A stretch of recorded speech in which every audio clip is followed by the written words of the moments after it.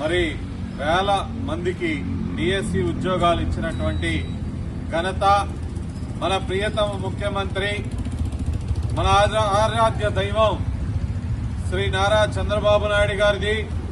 అదేవిధంగా మన యువ నాయకుడు, మన ఆసియా జ్యోతి నారా లోకేష్ బాబు గారిది.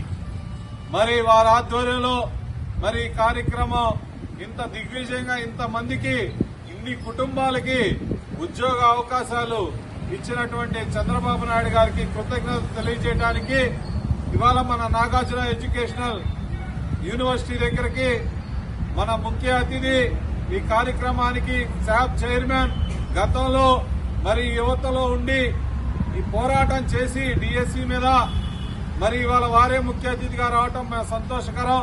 మరి ఈ కార్యక్రమాన్ని ఏర్పాటు చేసినటువంటి రమణ గారికి, స్టాఫ్ కి, అదేవిధంగా ఈ యూనివర్సిటీ టీఎన్ఎస్ఎఫ్ అధ్యక్షులకు కూడా ప్రత్యేక ధన్యవాదాలు తెలియజేసుకుంటా ఉన్నాం.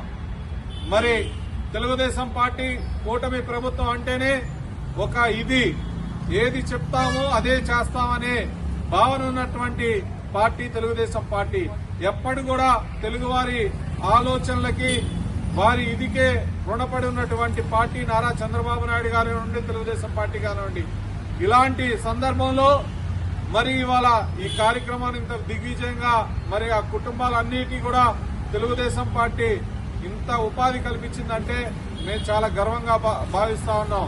అదేవిధంగా మరి యువత ఎన్నో కాలం నుంచి డిఎస్సి లేక ఎదురు చూస్తున్నటువంటి నిరుద్యోగ యువత, గతంలో 5,000, 10,000 ఉద్యోగాలు చేసినటువంటి వాలంటీర్ వ్యవస్థ కాకుండా మీరు గ్రేడ్ 1, గ్రేడ్ 2 అన్ని విధుల్లో కూడా ఎంఆర్ఓలుగా, ఆర్టీఓలుగా, పోలీసులుగా, డిఎస్పీలుగా నియమించినటువంటి ప్రభుత్వం మా తెలుగుదేశం ప్రభుత్వం.